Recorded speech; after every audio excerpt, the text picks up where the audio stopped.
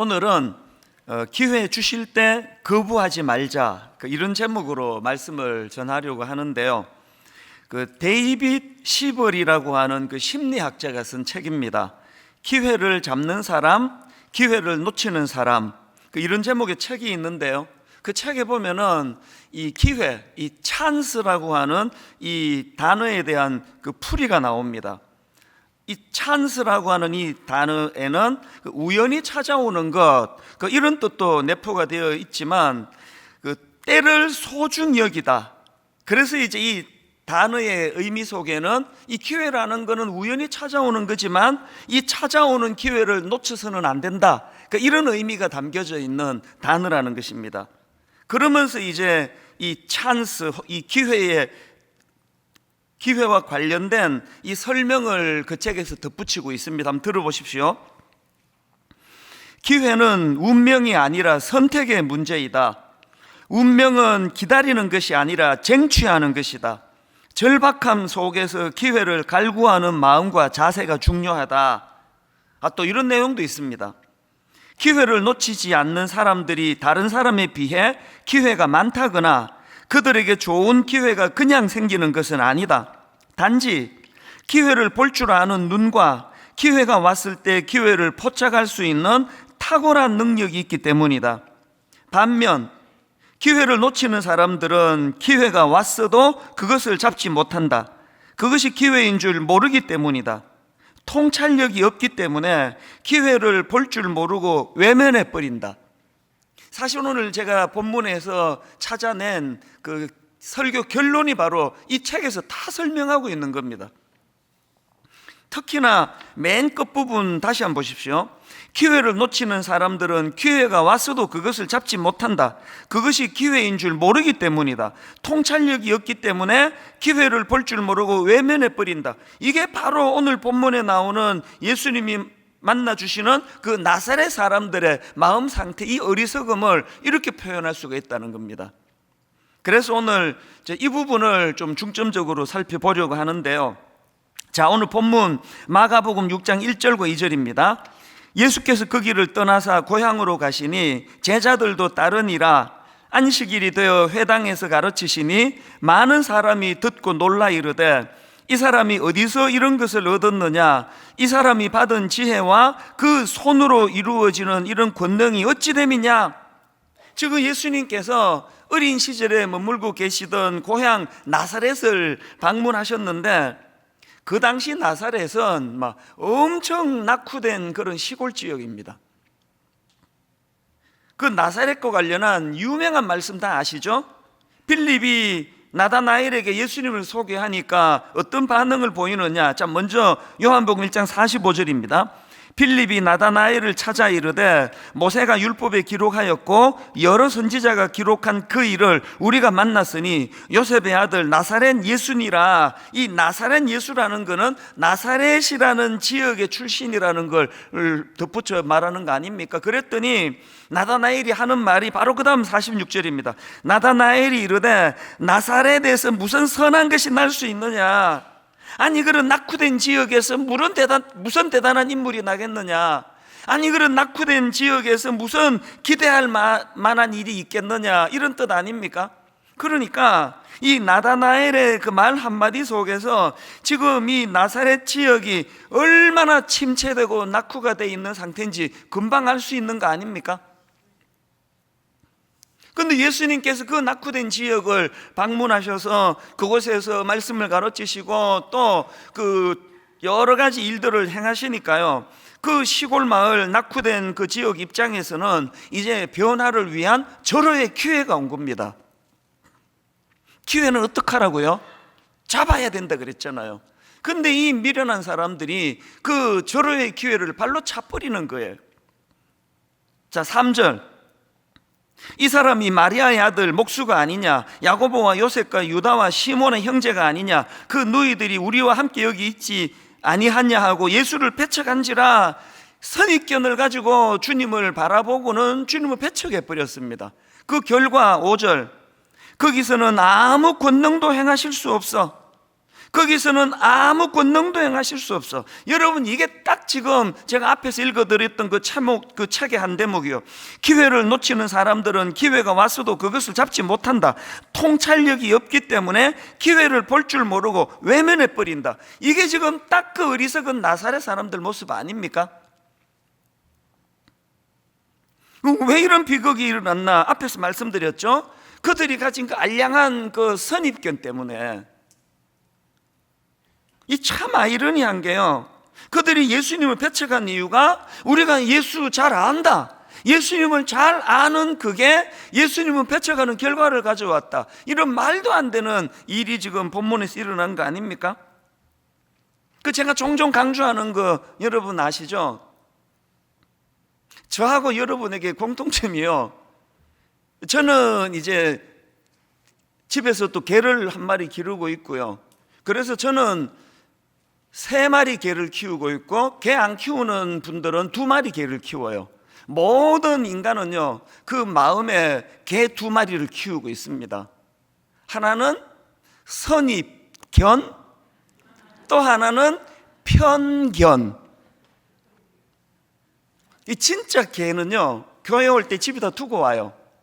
그러나 마음에서 키우는 이 2마리 개는 다 지금 다 끌고 오신 거 아닙니까? 선입견, 편견.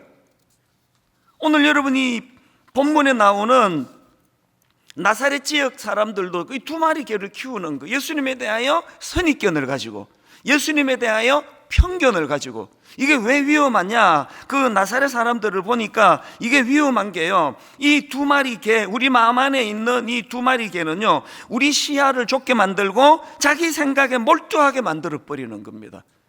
이 시야를 막 엄청 좁게 만드는 거 아닙니까? 다 안 되는 거죠. 여러분, 이렇게 시야가 좁고 자기 생각에 몰두하는 게 이게 왜 무서운 일인가 하면은, 제 주변에요, 막 엄청 똑똑한 분인데 보이스 피싱으로요, 막 몇 억씩 이렇게 그 사기를 당한 그런 케이스들을 제가 알고 있는데요, 이게 평상시 그분이라고는 믿어지지가 않아요. 어떻게 그런 일을 당했냐고 그런 이야기를 나누다 보니까, 여러분, 그 보이스 피싱 하는 사람들이 절대로 전화를 못 끊게 한다는 거예요.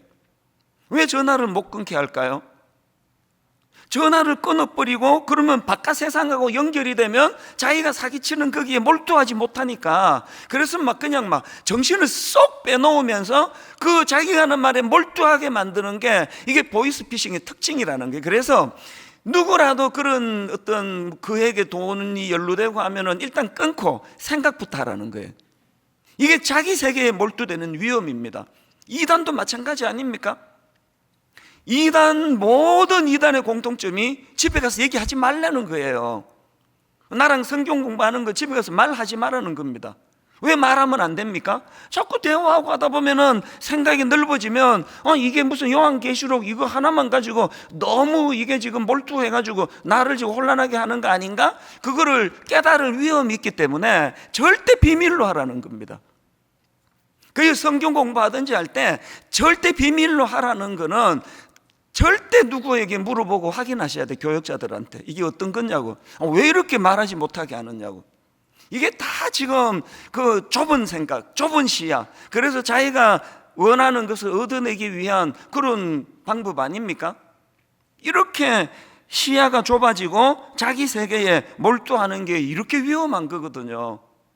여러 번 말씀드렸지만 저는 원래가 고신교단 출신입니다. 저희 아버지도 고신교단에서 목회를 하셨는데, 아니 왜 제가 고신대학 신학대학원으로 안 가고 총신으로 갔느냐? 20대 때 제 무슨 순수한 마음이에요.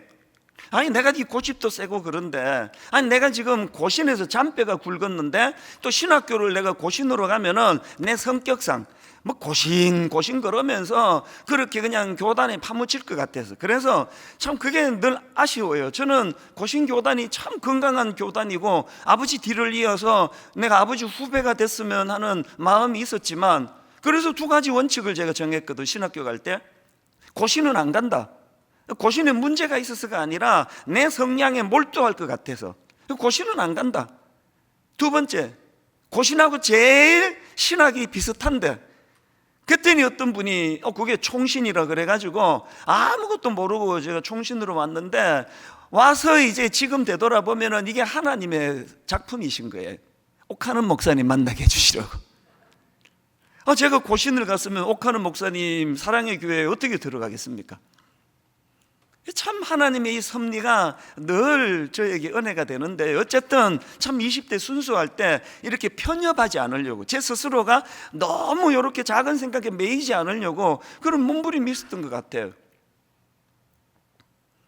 똑같은 이치로, 여러분 제가 경상도 사람 아닙니까? 출신 아닙니까? 모르셨죠? 워낙 표준말을 구사하기 때문에 우리 목사님이 경상도 분이에요, 서울 사람 아닌가? 웃기려고 하는 거니까 너무 깊이 생각하지 마세요. 제가 경상도에서 자랐는데, 이상하게 우리가 자랄 때 지역 감정이 막 엄청 극심했거든요. 어린 마음에도 그게 진짜 마음이 아팠습니다. 아니, 이 조그만한 나라에 남북이 갈라졌으면 됐지, 이 또 동서가 이렇게 그냥 이렇게까지 미워하고 이러면 어떡하느냐고. 제가 교회를 개척하고요, 초창기에 우리 교회 전라도 출신 교역자가 한 60% 됐습니다. 지금은 안 그렇지만 초창기 때 내 마음에 이게 균형을 이루어야 되는데, 이 경상도 담임 목사가 계속 이렇게 설교를 하니까 좀 지역의 균형이 이루어지면 좋겠다. 지금은 이제 뭐 고루고루 잘 배분이 된 것 같지만, 내가 뭘 마음에 두는 겁니까? 그리고 저는 전라도 출신의 친구 목사들 되게 많습니다. 똑같은 이치로 저는 정치적으로나 또 신앙적으로나 저는 보수적인 사람이거든요. 이런 거 절대 안 밝혔는데, 하도 이걸 가지고 치사한 가짜 뉴스가 많기 때문에 이제는 또 내가 이 보수적인 사람이라 그런다고 우리 교회에 진보적인 성향을 가진 분들이 저 때문에 시험 받지 않는다 생각해요. 왜? 일절 저는 그걸 드러내지 않는 사람이니까. 제가 왜 자꾸 그런 공격을 당하는지 너무 잘 압니다. 저는 보수적인 사람이기 때문에 너무 이쪽으로 극단으로 치우치지 않기 위하여 저는 진보적인 분들하고 대화 나누는 거 좋아하고 그들이 어떤 생각을 갖고 있는지 알기를 원하는 사람이에요. 이게 자꾸 이제 그 공격의 빌미를 제공한다는 거 알지만요, 그러나 저는 나이 들수록 제 생각만 옳다는 편견에 사로잡히기 쉽다는 걸 알기 때문에 그걸 멈출 생각이 없습니다. 저는 진짜 꿈꿉니다. 우리나라 정치가 나 죽기 전에 정말 건강한 보수와 정말 건강한 진보가 이렇게 미친 듯이 싸우는 거 말고 참 서로 상생하면서 서로 약점을 보완해가면서 막 그냥 진보와 보수 정권, 진보 정권이 참 이런 선의의 경쟁을 하는 그런 날이 오기를 간절히 기도합니다. 저 죽기 전에 그런 날이 올 것 같지는 않아요. 예수 믿는 여러분들만큼이라도, 여러분, 예수 그리스도가 십자가로 모든 담을 다 허물어 주셨기 때문에 여러분, 나와 성향이 다른 사람이라고 해서 그런 식으로 하면 안 되는 거예요. 다름을 인정하고. 저는 내 고향이 난 너무 좋은 사람이에요. 시간이 갈수록 고향이 그리워지고 고향의 친구들이 그립고 고향 사람들이 난 되게 좋거든요, 경상도가. 그러나 이게 타 지역을 폄하하는 것으로 가면 안 된다는 거예요. 저는 내 고향이 너무너무 그립듯이 서울 분들도, 충청도 분들도, 경상도 분들도, 강원도 분들도 모두가 다 소중하고, 조금만 생각을 넓히면 여러분 그 올림픽 같은 거 할 때 거기 경상도가 어디 있고 전라도가 어디 있고 충청도가 어디 있습니까? 모두가 대한민국 사람으로서 밤새도록 경기를 응원하고 하는 그 넓은 마음으로 서로를 좀 대하자는 거예요. 이런 점에서 저는 에베소서 3장 18절 능히 모든 성도와 함께 지식에 넘치는 그리스도의 사랑을 알고, 여러분 지식에 넘치는 그리스도의 사랑을 알면 어떤 일이 일어나느냐. 그 다음 19절을 보세요. 이 하나님 아버지의 그 너비와 길이와 높이와 깊이가 어떠함을 깨달아 하나님의 모든 충만하신 것으로 너희에게 충만하게 하시기를 구하노라. 여러분, 우리가 믿는 그 하나님은 내 아버지시고 우리가 믿는 내 아버지 하나님은 이렇게 그 너비와 높이와 깊이가 충만하고 풍성하신데, 그 자녀된 우리는 어떻게 이렇게 속이 좁아 터져가지고, 어떻게 이렇게 우리는 이렇게 편가름이 이렇게 심하느냐? 왜 그러냐? 18절에 나오잖아요. 능히 모든 성도와 함께 지식에 넘치는 그리스도의 사랑을 모르기 때문이에요. 사도행전 17장 11절에 베레아 사람들을 보십시오. 베레아에 있는 사람들은 데살로니가에 있는 사람들보다 더 너그러워서 간절한 마음으로 말씀을 받고 이것이 그러한가 하여 날마다 성경을 상고함으로. 여러분, 제가 여러 그 번역 성경을 가지고 여기 나오는 더 너그러워서 이 부분을 제가 대조하면서 보니까요, 옛날 우리가 쓰던 개역 성경에서는 더 신사적인 사람이라고 표현하고요, 또 공동 번역으로 보니까 마음이 트인 사람이어서 이게 참 와닿았습니다. 누가 은혜 받느냐고요? 신사적인 사람이에요. 매너가 좋은 사람이에요. 마음이 트인 사람이에요. 마음이 트인 사람이 은혜도 잘 받는 겁니다. 지금 본문의 나사렛 사람들 마음이 좁아 터지니까, 편견으로 꽉 차 있으니까 은혜도 못 받잖아요. 오늘 예수 믿는, 오늘 함께 예배하는 모든 이 땅의 주님의 형제 자매 여러분, 저는 여러분들이 이 베레아 사람들처럼 마음이 트인 사람들 되기를 바랍니다. 어지간하면 용납하고 어지간하면 품어주고, 그 자꾸 왜 다른 것만 자꾸 찾아내느냐고요. 99가지가 같은데 지역이 다르대, 잘라버리고. 99가지가 같은데 이게 좀 다르대. 성령의 원리는 그런 게 아니에요.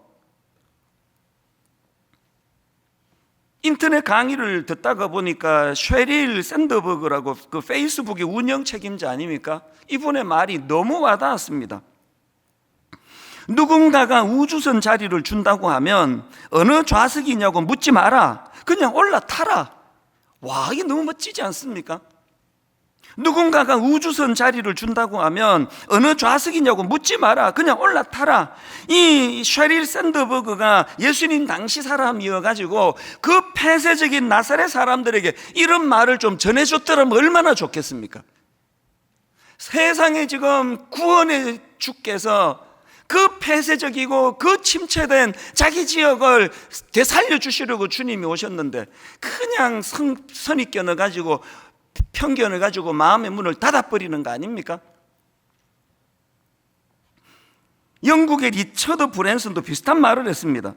누군가가 당신에게 놀라운 기회를 제시했다면 그 일을 할 수 있는지 없는지 고민하지 말고 무조건 하겠다고 답하라. 그런 다음에 방법을 배워도 되니까. 기회가 오면은 무조건 잡으라는 거예요.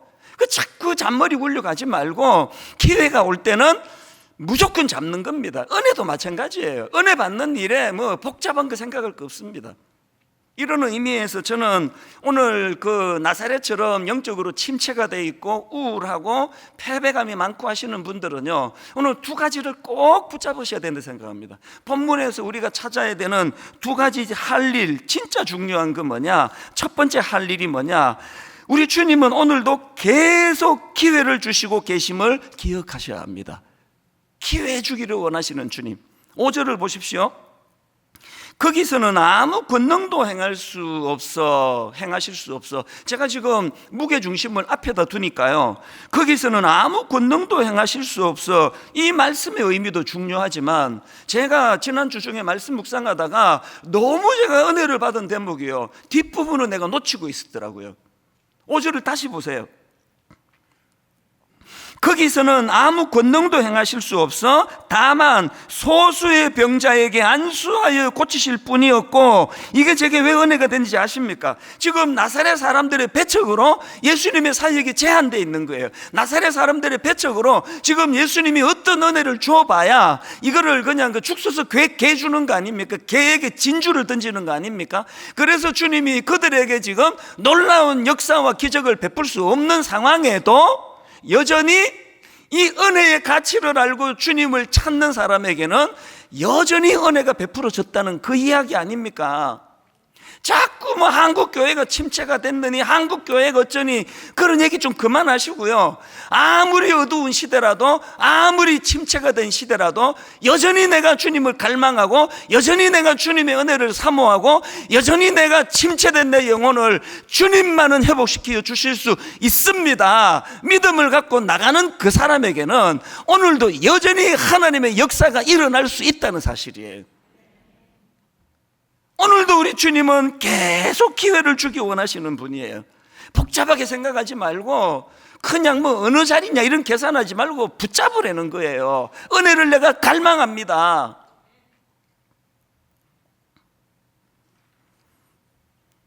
제가 오늘 한 가지 약속 드릴 거 있는데 우리 수문아우 목사님에게는 뭐 거의 앵무새처럼 계속하는 약속이에요.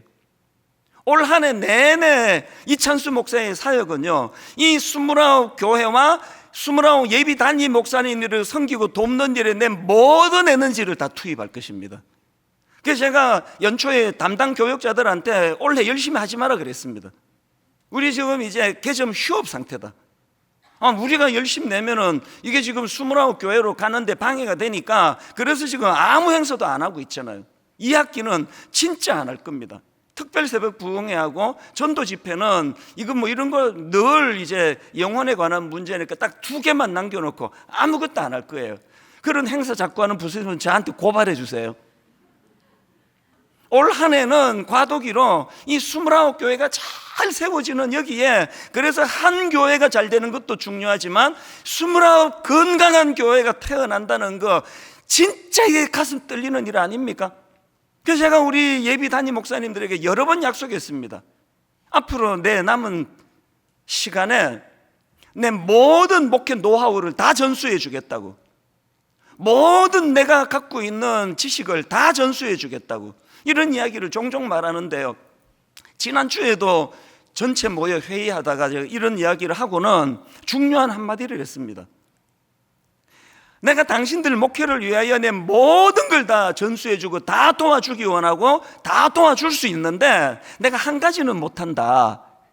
그릇은 당신이 준비해야 된다. 다 전수해주면 쏟아버리면 무슨 소용이 있냐고요. 오늘 본문에서 너무나 무서운 교훈이 그거 아닙니까? 주님은 낙후된 그 나사렛 지역을 위하여, 제가 그 영어 성경으로 보니까 주님의 지혜와 주님의 그 권능을 영어 성경에 보니까 미라클로 되어 있더라고요. 기적을 베풀어 주시는 거예요. 기적을 베풀면 뭐합니까? 쏟아버리는데, 편견을 가지고 개 2마리 편견과 선입견을 가지고. 오늘 교훈에서 뼈저리게 경험해야 돼요. 하나님은 오늘도 저와 여러분에게 늘 기회 주시기 원합니다. 은혜 주시기 원합니다. 그런데 그릇은 우리가 준비해야 돼요. 그 쏟아질 만한 그릇 가지고 그러시면 안 되는 거 아닙니까? 이런 면에서 저는 아까 인용해 드렸던 베레아 사람들 정말 배워야 됩니다. 자, 사도행전 17장 11절 다시 보십시오. 베레아에 있는 사람들은 데살로니가에 있는 사람들보다 더 너그러워서, 그 다음 보세요. 간절한 마음으로 말씀을 받고 이것이 그러한가 하여 날마다 성경을 상고함으로. 2가지를 했네요.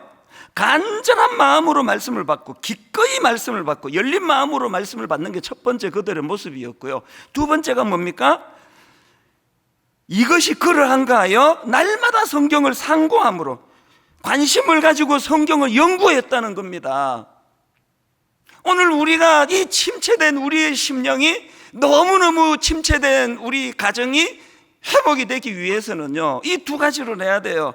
기꺼이 열린 마음으로 말씀을 받아야 되고, 그 관심을 가지고 말씀을 연구해야 됩니다. 그래서 여러분, 대형 교회가 돼서 참 단임 목사로서 여러분하고 더 가까이 못 가는 게 너무 아쉽고요, 여러분과 친해지지 못하는 게 너무 아쉽고요, 어떨 때는 정말 회의가 와요. 이게 목회인가 이게? 아니 자기 양 얼굴도 모르고 이름도 모르고 이게 목회인가? 이런 생각도 하지만 좋은 점이 하나 있습니다. 여러분 이거 아셔야 돼요. 여러분이 저 잘 모르고 제가 여러분 잘 몰라서 우리는 인간적인 뭐 이런 거 없습니다. 그냥 말씀만 집중할 수 있는 거예요. 저하고 친하면 좋지만 안 친해도 괜찮아요. 혹시 저하고 친해서 아이고 저 목사 저거 가까이서 만나보니까 하여튼 먹는 것도 그냥 하여튼 막 아우 더럽게 많이 먹더라 그러고 지금 목사가 말이야 지금 왜 저러지? 근데 이해가 안 돼. 그 집안에 가보니까 막 아이고 지금 목사가 왜 저래? 이래가지고 주일날 내가 설교를 하면은 더럽게 많이 먹더라 이것만 생각이 나가지고 은혜가 안 되는 것보다 예를 든 겁니다. 저 더럽게 많이 안 먹습니다. 예를 든 거예요. 차라리 여러분 잘 몰라서 말씀만 집중할 수 있다면 그게 더 유익하다는 거예요. 종종 그런 얘기예요. 은퇴하고 나면요 냉면 한 그릇 사달라고 할 사람이 이제 없어요. 그런데 은퇴하면 막 엄청 외로울 것 같아. 그럼 네가 사면 되잖아. 그런 얘기가 아니고 누가 사느냐의 문제가 아니고요. 당회 장로님들하고도 어느 정도 거리를 두고 친하지 않습니다. 왜? 그 열 몇 명 장로님하고만 제가 친해지면은 나머지 목회는 어떻게 하느냐고요. 그래서 일정한 거리를 둬요. 한 걸음 다가오시면 한 걸음 물러가고, 이분이 한 걸음 물러가면 한 걸음 다가가고, 저는 수많은 목사님들에게 이 원리를 지켜라고 계속 가르쳐요. 이 당회가 이게 무슨 동호회처럼 너무 우리끼리 잘 지내면 성도들 어떡하냐고요. 전적으로 당회의 기능은 성도들을 섬기는 데 있고, 전적으로 담임 목사의 기능은 성도들에게 베레아 사람들처럼 말씀을 상고하는 것을 도와주는 게 있다면, 여러분 집에 숟가락 몇 개인지 잘 몰라도, 젓가락 몇 개인지 잘 몰라도 여러분하고 저하고 별로 친한 적이 별로가 아니라 아예 안 친해도 그 불편한 거 감수할 수 있는 거 아닙니까? 어떻게 해서든 우리가 아이고 우리 교회는 너무 화목해, 우리 여전도회 안 만들잖아요. 우리 남전도회 없잖아요. 전도회에서 그냥 달력에 빨간 글씨 있을 때마다 놀러 가고 등산하고 탁구 치고 너무너무 좋은데요, 그것보다 더 중요한 거는 말씀을 상고하는 일이라는 거예요. 김 집사님, 박 집사님 좀 덜 친해도 어떻게 해서든 서로가 말씀을 상고하는 일을 도와줘야 되는 거 아닙니까? 그래서 저는 이번 주 내내 찬송가 523장이거든요. 어두운 죄악길에서 목자 없는 양같이 모든 사람 길 찾아 헤맨다. 자비하신 하나님 독생자를 보내사, 그 다음 보세요. 오늘도 은혜 주시는 주님, 너를 지금 부르니 나오라. 그래서 저는 이게 암기력이 없어가지고 통째로 다 외우지는 못하고요. 제가 지난주 내내 길 가면서 이 후렴, 이때라 이때라 주의 긍휼 받을 때가 이때라, 지금 주께 나와 겸손하게 아뢰라, 구원함을 얻으리. 뒤에 건 외우지도 못했고요. 계속 이것만, 이때라 주의 긍휼 받을 때가 이때라. 그런가 하면 고린도후서 6장 2절, 이러므로 내가 은혜 베풀 때에 너에게 듣고 구원의 날에 너를 도왔다 하셨으니, 보라 지금은 은혜 받을 만한 때요, 보라 지금은 구원의 날이로다. 여러분 계속 은혜 주기를 원하시는, 중단 없이 은혜를 주기 원하시는 그 하나님의 성품으로 보면요, 여기 나와 있는 지금은 영원한 지금이에요. 지난주도 지금이었고 그 전주도 지금이었고, 교회 개척하던 첫날도 지금이었고 다음 주도 지금이에요. 영원히 은혜로 우리를 인도하시는 그 놀라우신 그 하나님으로 말미암아 여러분 지금이 은혜 받을 때예요. 다음 주도 은혜 받을 때예요. 마음의 준비만 되면. 여러분 오늘 이 시간이 바로 은혜 받을 때요, 여러분 이 시간이 바로 구원의 날인 것을 믿으시기를 바랍니다. 이게 첫 번째로 할 일이고요. 두 번째 할 일이 뭐냐, 그 기회를 얻을 수 있도록 영안을 열어달라고 기도하셔야 된다는 겁니다. 아니 왜 그 나사렛 사람들은 그런 어리석은 자리에 빠지게 됐습니까? 세상이 2절에서 이 사람이 받은 지혜와 그 손으로 이루어지는 권능이 어찌 됨이냐, 이 놀라운 감격을 그들이 왜 이걸 쏟아버렸습니까? 3절을 보세요. 왜 쏟았냐고요? 이 사람이 마리아의 아들 목수가 아니냐, 야고보, 요셉과 유다와 시몬의 형제가 아니냐, 그 너희들이 우리와 함께 여기 있지 아니하냐. 그리고 예수를 배척해 버려요. 영안이 안 열리니까 육신의 눈으로 보니까. 그래서 여러분 3절 맨 끝에 나오는 예수를 배척한지라 할 때 이 배척하다, 이게 썩 잘된 번역이 아니에요. 이게 원어 헬라어로 보면은요, 이 배척하다가 스칸달리조라는 단어인데, 이 스칸달리조는요, 걸림돌이나 장애물로 넘어지다, 덫에 걸리다, 이런 뜻이에요. 그러니까 3절에서 배척이 우리말 성경으로는 막 이 사람들이 예수님을 왕따 시켜버리고 예수님을 몰아낸 것 듯한 이미지지만 이게 그거 아니에요. 이 사람들이 덫에 걸려 넘어졌다는 겁니다. 왜 덫에 걸려 넘어졌습니까? 영안이 어두워서 육신의 눈만으로 보고 판단하다가 자기들의 선입견으로 말미암아 덫에 걸려 자기들이 자빠져 버린 거예요. 넘어져 버린 겁니다. 오늘 교회 안에 이런 케이스가 얼마나 많습니까? 하나님 말씀을 영안은 열고 보지를 못하니까 너무나 많이 하나님에 대한 오해를 가지고 덫에 걸려 자빠져 버리는 겁니다. 그래서 우리 시편 119편 18편 정말 기도해야 됩니다. 내 눈을 열어서 주의 율법에서 놀라운 것을 보게 하소서. 왜 이런 기도를 드려야 됐냐고요? 고린도전서 2장 13절입니다. 우리가 이것을 말하거니와 사람의 지혜가 가르친 말로 아니하고 오직 성령께서 가르치신 것으로 하니 영적인 일은 영적인 것으로 분별하느니라. 육에 속한 사람은 하나님의 성령의 일을 받지 아니하나니. 오늘 여기 영안이 열려지지 않아가지고 모든 걸, 그래서 뭐 좀 웃기고 막 인문학 강의처럼 예화 많이 들고 하면은 막 와, 오늘 강의 되게 좋았다, 설교 좋았다 그러고요. 이 영적인 부분이 눈이 열려 있지 않으면 구해야 돼요. 내 눈을 열어 주의 율법에서 놀라운 것을 보게 하소서. 이미 난 영안이 열렸다고 확신하는 그분들도요, 라오디게아 교인을 향한 우리 주님의 무서운 책망 아시잖아요. 요한계시록 3장 17절부터 보십시오. 내가 말하기를 나는 부자라 부유하여 부족한 것이 없다 하나 너의 공고한 것과 가난한 것과 그 다음 보세요. 눈 먼 것과 벌거벗은 것을 알지 못하는도다. 영안이 어두워져, 눈이 어두워져, 자기가 지금 영적으로 벌거벗은 걸 모르고 있는 거예요. 그래서 18절, 내가 너를 권하노니 내게서 불로 연단한 금을 사서 부요하게 하고 흰옷을 사서 입어 벌거벗은 수치를 보이지 않게 하고, 그 다음에 안약을 사서 눈에 발라보게 하라. 안약을 사서 눈에 발라보게 하라가 뭘 의미하느냐? 그 다음 19절, 물은 내가 사랑하는 자를 책망하여 징계하노니 그러므로 내가 열심을 내라. 회개하라. 뭐가 안약을 사서 눈에 바르는 거라고요? 십자가 이 능력을 의지하여 회개의 자리로 나가는 겁니다. 아버지, 내가 교만해졌습니다. 아버지, 제가 목사 31년 차 맨날 설교한다고 내가 그렇게 까불다가 교만해져서 영안이 어두워져 버렸습니다. 여러분, 설교 잘 못하는 거는 회개할 거리가 아니에요. 그러나 자기를 의지해서 영안이 닫힌 채로 설교 준비하는 것은 그건 무지무지 악한 거예요.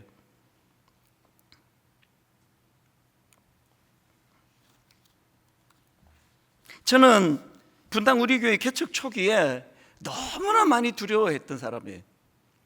어른 목회도 해본 적이 없을 뿐더러 하나님께서 갑자기 막 엄청 많은 사람들을 보내주시는데 막 두려워서 견딜 수가 없더라고요.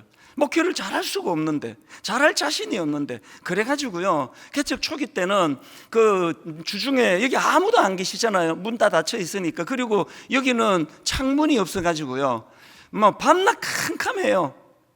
그 캄캄한데 이 가운데 아무도, 여기 주로 많이 앉아, 이 가운데쯤에 앉아 있으면 진짜 많이 울었습니다.